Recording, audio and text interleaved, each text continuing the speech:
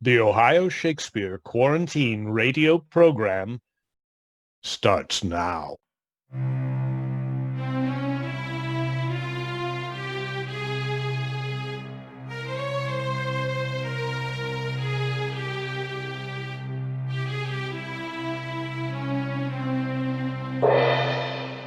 Good evening, everyone. I'm your host, Avon Corto, and welcome to the Ohio Shakespeare Quarantine Radio Program, where we produce original works based on classic stories for your at-home entertainment.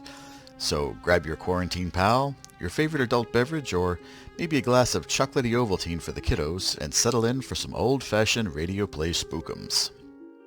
Tonight's hard-boiled tale is based on the classic short story by Caroll John Daly, adapted for our radio program by Luke Brett. If you missed part 1, you can find it at www.ohioshakespeare.com. Joining us tonight from the Ohio Shakespeare Festival Company are Luke Brett as the detective, Jason Leupold as Burton COMBS, Maya Nicholson as Valarie Hymes, Brian Pedaci as James Farrow, and DeLee Cooper as Marion St. James. Previously on The False Burton COMBS. I want you to impersonate me for the weekend. I have met all kinds of men in my day, bad and worse, and these three were the real thing. Mr. Combs, could I have some of your attention? How much of my attention would you like? Well, I'm in it now. The curtain had been rung up on the first act, and the show was on, and I've got a hole in my suit, and I'm mad. You don't get it, do you, Combs? Men like me don't go away. A whole life of detective work. Then it's one cigar and two beautiful women, and suddenly I'm ruined. Get a wire to my father in New Bedford. Get him out. There's danger. You understand? You've got to warn him of the danger. And now, Ohio Shakespeare Festival presents Part 2 of Caroll John Daly's The False Burton COMBS. The year is 1922. We find ourselves in a hotel room on Nantucket Island. I hear a scream from down the hall, and then someone's running to my door. For the life of me, I don't know if I should open it.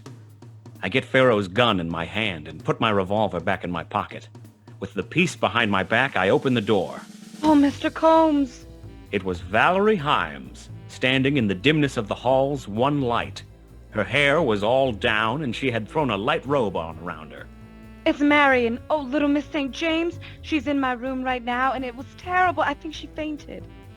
Now, there's 1,000 things that might mean, and it could even be the truth. But I've got the gun behind my back as a surprise, so I go along with it. Take me to your room at once. We'll call the front desk. Oh, hurry! I'm about to follow the widow Hymes into the hallway when suddenly... Get down, Mrs. Hymes! We both crouch down in the doorway to my room, smoke and bits of the wall coming down on us. I take a good look at that hall light, and it's the only one there, and I shut the door. Come on out, Combs. I got a new gun for you. Mr. Combs, what? Oh, no. What are we gonna do, Mr. Combs? What are we gonna do? How should I know? I shout. I'm a businessman. I kick open the door, and I shoot out the light bulb. Things go dark, and I rush out into the hallway. I'm in the dark, and suddenly my lungs have been replaced with something very small. I can't hear any footsteps, which means Farrow must be just as blind as I am. I get low, and I yell, "All right, Farrow, you asked for it, and now you're gonna get it." I fire 2 rounds off down the hall. That damn laugh of his. It's worse in the dark, but it lets me hear him, and I know he's more to the left than he is right. I keep low, rush forward, and give the right wall a kick, just enough noise for him to shoot at. I push off and see the light from his muzzle as he puts one in the wall. I think I've got him.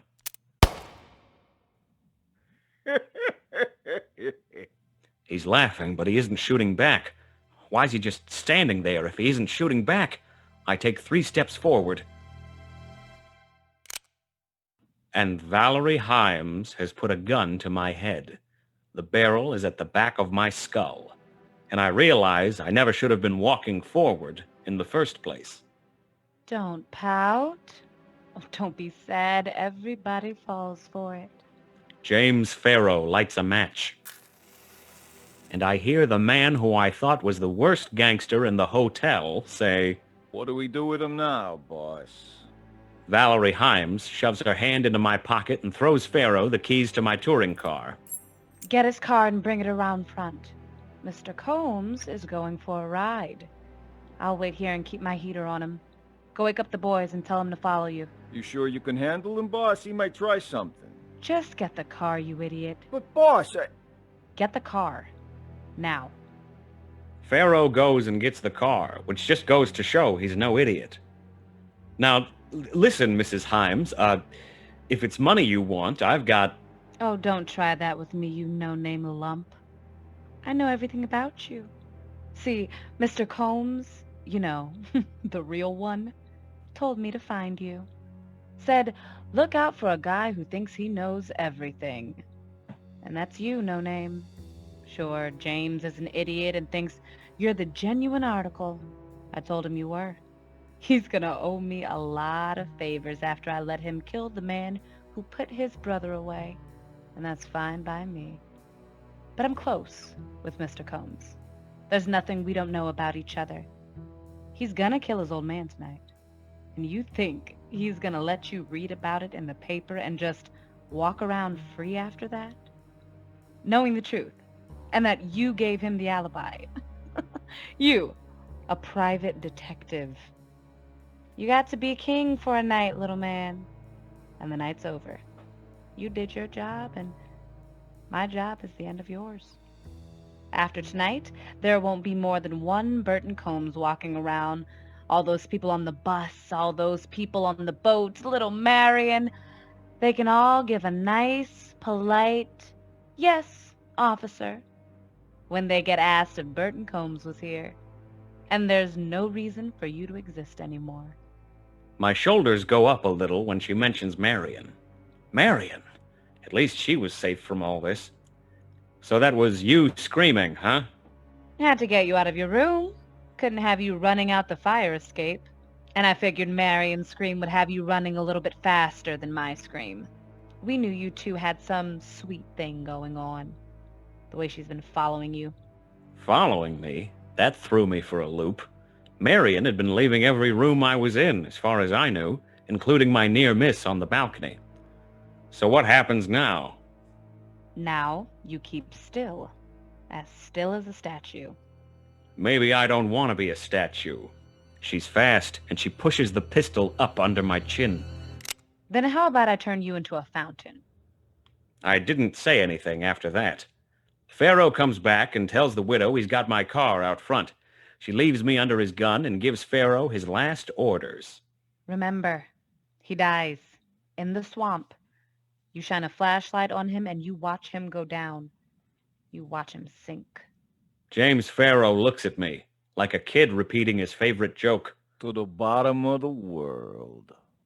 Valarie Hymes walks off down the hallway and we hear her go back to her room. She's going to sleep while I die.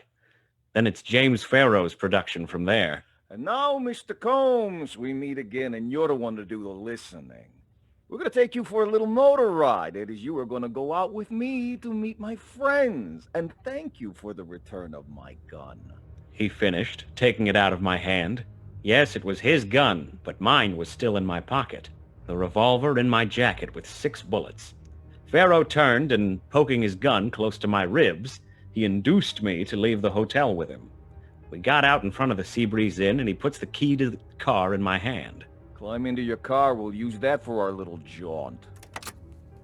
I climbed into the car, always waiting for a chance to use my gun, but he watched me like a hawk. Then he laughed a queer, weird laugh which had the ring of death in it. Oh, and I'll take your gun, too, he says, lifting it out of my inside pocket as I get behind the wheel. We don't need more than one gun between us tonight. If it comes to shooting, I'll take care of that end of things. He threw my revolver into the back of the car, where I heard it strike the cushion of the rear seat and bounce to the floor. Then it's just me, and no gun, and James Farrow, on my long trip to the bottom of the world. I'm in my car, and James Farrow has his gun trained on me, and I'm thinking and I'm thinking. My thoughts as I drive are not the usual pre-death matter of whither my wayward soul was bound. No. I had the same thought all guys probably had on what they knew was their last car ride. That I thought I was smart. I thought I was smart, but I wasn't. And what a way to find out. I was a rich man's secret now, and secrets go to the bottom. Not a soul did we pass as we sped over the deserted road. No light but the dulled rays of the moon broke the darkness all around us. And my gun still useless in the back of the car. Half hour or more, and then suddenly I see a car in the road as the moon pops out from behind the clouds. Then Farrow spoke, and there was the snarl of an animal in his voice. Here's where you stop and here's where you get yours. They'll find you in the mud out here in 20 years, and they can think what they want. We'll be gone. And the killing of a rat like you is the only business I've got on the moors this night. I had pulled up short in the center of the road. With the engine off, the whole world is just crickets and shadows. A touring car with its lights on was stretched across our path. In it, I clearly see the two ghouls, the ones who had waved at me in the hotel lobby. They'd have to be here at a scene like this. They fit. It was death now, for sure, but I made up my mind to go out as gracefully as possible. And when he ordered me to open the door, I leaned over and placed my hand upon the seat. It fell on the cool muzzle of a revolver. You should never leave a revolver just lying around, or even put one in your coat pocket. What he needs are some nice handmade leather goods to secure that weapon. Our friends at the Buckle and Rose can help with that. Well, how do, stranger? Welcome to the Buckle and Rose, where we make fine leather wares for work and wear. What do you mean you make 'em? You mean like you make 'em? Yes, sir. We go ahead, cut, color, stitch them together, all with these 10 digits. Well, what if I'm looking for a belt or a wallet? We got them.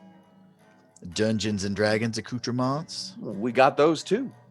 Armor pieces and a shield? We got those as well. A leather cover for my journal of private thoughts? I got some barbecue rub recipes I need to protect. I understand. We got those, and we can even put a lock on them. Huh. Well, what if I get a hankering for buckles or roses? Oh, friend, we got those too. We also do commission work. Are you looking for a medieval two-piece leather bikini? How about an archery kit with a quiver and a guard? Or maybe you need a studded leather work thong. Oh. We can make that happen. Well, hell. Y'all are hand-making all sorts of genuine leather goods here. Yes, indeed. You just go to our Facebook page or visit our Etsy site, The Buckle and Rose. What's a Etsy? Oh, that's etsy.com/The Buckle and Rose, all one word. Y'all running any specials over there? Well, we're always running our Pun Day paper special. What's a paper special? Well, I'm going to warn you, it's pretty terrible. Oh, you son of a bitch. Buckle and Rose on Etsy or Facebook. From the top of your head to the tip of your toes, clad yourself in armor from the Buckle and Rose. Wear your fiction. And now the conclusion of part 2 of The False Burton Combs. How in the... Yes, my fingers closed over a gun, and I knew that that gun was mine. Had it slid? Had it been there the whole ride, taken some crazy bounce when Farrow threw it in the back? Thrills in my life, yes, there are many, but I guess that moment was my biggest. I didn't stop to think how the gun had gotten there. I didn't care. I couldn't turn and shoot him, for he had his pistol pressed close against my side. What he feared, I don't know, but I guess he was just one of those over-careful fellows who didn't take any chances. Open that door and get out, he ordered, again, as he gave me a dig in the ribs. I leaned over again and placed my hand upon the handle of the door, and then I got a happy thought. I can't open it, I said, and I let my voice tremble and my hand shake. I knew if I got the one chance that I hoped for, it would have to be a perfect shot. I just can't open it. It won't open. white-livered after all. He muttered, and he stooped over and placed his left hand upon the handle of the door. His right hand still held the gun, close to my side, and his eyes were watching my every movement. I never seen a man so careful before. I couldn't pull the gun up and shoot, for he would get me at the very first movement, and although I was tempted, I waited. He's watching me, but he's really tugging at that door. The other two sat in the car ahead of us, smoking and laughing. They were always awful, those two. Of course, I knew that even if I got Farrow, once I stepped out into the moonlight with the gun in my hand, every jig would be up. It seemed like the door was really stuck for a bit, for the nights are mighty damp on that island, and it was the dampness which saved my life. For just the fraction of a second, he takes his eyes off me to glance down at the door with a curse on his lips. And with that curse on his lips, he died. For as he turned the handle, I give it to him right through the heart. The door flew open, and he tumbled out onto the road, dead. In the next car, they heard me killing their friend, and they got mad. It's all glass shards and deafness as my windshield becomes a firecracker all around me. I use the weight of James Farrow's corpse to drag me down to the road. It's hardly dignified, but I tell myself I'll lie to my diary about it. I sit the stiff up in front of me and poke my revolver out under his armpit. With the next two shots, I'm avenging my windshield. Now they can't hear for a split second or see for a split second, and that's fair enough for me. I've got 3 chances left in my revolver, and I drop Farrow and use my arm like a third leg to get around the back of my car. I don't hear anything. I stick my neck and my shooting arm out on a wing in a prayer, and I catch one of the hatchet men still looking at the corpse. I see him take it, and he gets it bad. He's retired. I duck back down behind the car, and I've got to keep my hand from shaking. I've got 2 bullets left, but it won't matter if I can't keep my hand from shaking. I hear footsteps on the broken glass. He's coming for me. The one that's left, he can hear me breathing, and he's coming for me. And I don't think his hands ever shake, not a day in his life. I can see his feet now from under the car. I can put one right through his ankle. My hand's still shaking, but I lay my wrist flat on the road to keep it steady. I don't breathe, but I take too long to line up the shot because he's kneeling down now. I see his face in the moonlight. He dropped like a cat when he heard my breathing stop. He's got glass in his cheek, and he's smiling at me. I can't stand to look at him, and I fire 2 more with less aim than a baby. Misses. I know they're both misses. I'm crawling backward now. He's coming for me. And there's no chances left. I've shot them all out of my revolver. He walks out from behind the car, and I don't know if the marsh is this quiet or if I'm just so scared I can't hear anything. There's blood from the glass in his face coming down onto his collar and his lapel. He's walking out slow, and he aims the pistol at me. He's got me deaf with fear and no bullets in my gun, alone in a swamp, and what does he do? He waves at me, right before he ends it.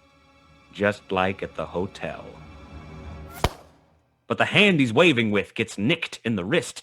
I have a heart attack of optimism as I see that my trunk has popped open and Marion St. James is crouched in it, smoke winding up hot from the gun that she keeps in her evening bag. The wounded killer is off and running, and just as I hear his car turn on, I hear Marion shouting something. We need to get this machine moving. Come on, give me your keys, I'm driving. That doesn't sound very French to me. I point to the touring car to let her know they're still in the ignition, and then she's in the car and I'm in the car, and after she knocks away all the loose bits of windshield, she punches it, and we're on our way. She drives like she could make that car go to the moon if she wanted to. We're losing our suspect's tail lights over every hill, but I'm not getting shot at anymore. The novelty of that gives me the presence of mind to notice that I've got a little bit of Farrow's blood down the side of my jacket, on the opposite side of the bullet hole in the shoulder. But between me and the 3 killers and the last-minute rescue by Marion, I hadn't been hit. All right. Don't hate me, but I need a cigarette. I knew that was bad luck. And this would mean the second cigarette she bummed off of me tonight. But I also knew by now that Marion had slid me my revolver, which meant she had saved my life twice. And what can a man do but open his heart to a woman like that? I pass her one and I light it while she drives.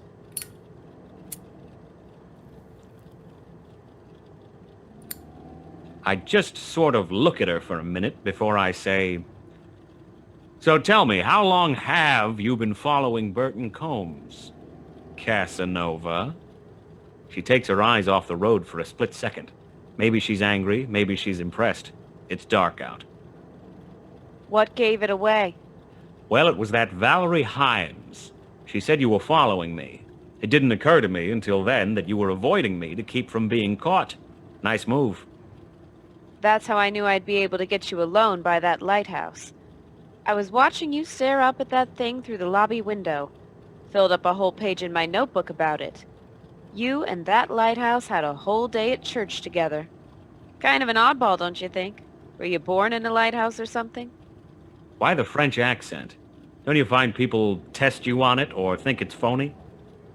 Every man wants the woman he meets to be French. They never question it. Why go by the name Casanova? Nobody looking at my file is guessing I'm a woman. Not with that name. Every man wants to be Casanova. All right. There's just one more thing that doesn't make sense. Why did you run away from me on the balcony? Your job was to follow me, and you said you wanted to get me alone by the lighthouse. Ah. I felt the revolver in your pocket. That's when I knew you were a private investigator. That's when I knew you were reaching for mine. If that's all you were after. I ignore that remark and grumble something like, "Say, I've been shot at an awful lot this evening. Do you have anything in that evening bag that'll get my mind right?" Yeah, there's a flask. But don't sip it. You gotta dive in to get warm.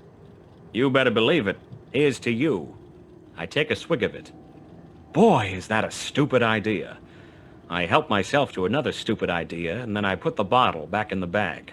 We're galloping over the hills now, almost flying into the air, when all of a sudden, Marion decelerates. She starts blinking the lights on and off, and we're slowing to a cruise. What's the angle? We don't have to chase him. He can't get off the island at this time of night, and he can't get a room anywhere else with glass in his face. He's going back to the hotel as soon as he figures he's lost us. I figure we'll give him that impression early and save gas. 20 minutes later, and the Lady Casanova has driven us back to the Seabreeze Inn. We're up to the fire escape together. I remember the room number of our last killer, but outside of his window, she stops me. Don't loathe me. What? I need another cigarette. You're a criminal. I need it. Don't be that way. I give her one. I only have 2 left. She sticks it in her mouth and goes, Don't judge me for my actions. Judge me for my potential. We go in through the window, and we hear old Glassface throwing suitcases around in the other room.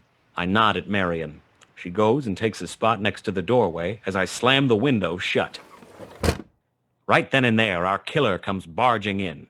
He's plenty mad about the pain in his face, and he comes running in too quick to see Marion behind him with the pistol. Park it over in that chair, or I'll burn you. He doesn't say anything. He looks at her, he looks at me. He's lost 2 men this evening, and we've tracked him back here. He reads the writing on the wall and sits down.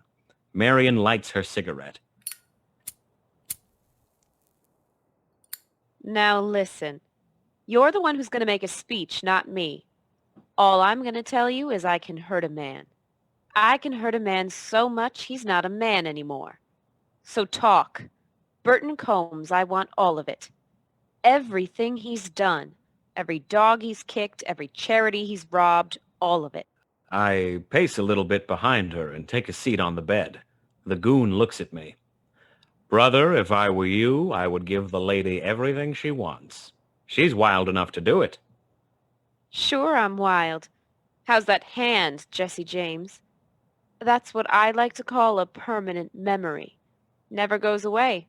There's all types of guys all over the country who've got memories of me. Look, kid, you're big and bad, but don't be a sucker. You know Combs doesn't care about you. He sold out Farrow's brother, and he'll sell you out in a heartbeat. He takes a look at the spot he's in, and he talks. I wish I could say he apologized for all of it, and we let him in a chorus of Amazing Grace, but all we got was a smile and a joke about how he'd rather do 20 than 40. He gives us a whole rap sheet on Combs. Bootlegging, dope peddling, falsifying documents, and perjury in the face of inquiries regarding all three. We get it in writing. As soon as our interrogation's over, it's near dawn and the police arrive. John B. Combs had gotten my telegram after all, gotten calls from the hotel and the police station, and ordered that someone be sent to the Seabreeze Inn immediately to see what the hell his son was talking about. Marion and I give the police our full story of the events of the evening and, I'm sorry to say, lose track of each other after questioning. Valarie Hymes is lost track of too. She lit out before any of us had made it back to the Seabreeze. It isn't 2 days later that I'm back in New Bedford and I see a crowd of newspaper men making a lot of fuss in the street. I can't see the man they're trying to talk to, but I recognize his voice. All I can say is that we're looking to appeal, and it's obvious that the court has decided to make an example of me. The sentence is outrageous. Was I wrong? Yes. Have I changed? Yes. Is this public process making that any easier? I think not. But we are hopeful, grateful, looking forward to the future. Are there any more questions? I've got just one question in particular, Mr. Combs. You? Yeah, me. Where do you buy your cigars from? Go to hell. Well, that's fascinating, Mr. Combs. I didn't know they sold cigars. Will I get a discount in hell if I mention your name? No further comments. No further questions. My father is a bitter man. For a better look at my character, I think New Bedford citizens need to be looking at the man and not the headline. That is all. That is all. He says that with confidence, but that's not all. In less than 2 months, they've got him for the bootlegging and the dope peddling, and there's a pending investigation on why his name shows up on a certain Nantucket Island hotel registry. The betrayal he planned for his father shocks New Bedford. Attempted patricide. It's the worst thing anyone's ever read, and they can't stop reading it. And in every article they run in the papers, they're calling him the false Burton Combs. It's a nice ending, and between the hours I booked on my contract with Combs and what the agency gave me for the information on him, I'm able to have 3 eggs with breakfast for a good long while. But I never find out where he bought his cigars from. In fact, I don't have anything good to smoke until one morning there's a package at my office. It's small, very small. And I open it up, and there's 3 cigarettes, wrapped in tissue paper, with a big friendly cursive note. To Mr. Smith. Fair is fair. See. Now, if that's not professional courtesy, I don't want the real thing. I light one up right in my office, and I get a rascally smile because it smells like perfume. And that, as they say, is that.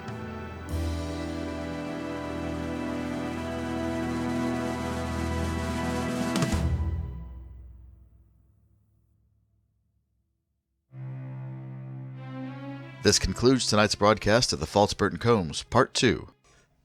Adapted for our radio production by Luke Brett, from the classic short story by Caroll John Daly.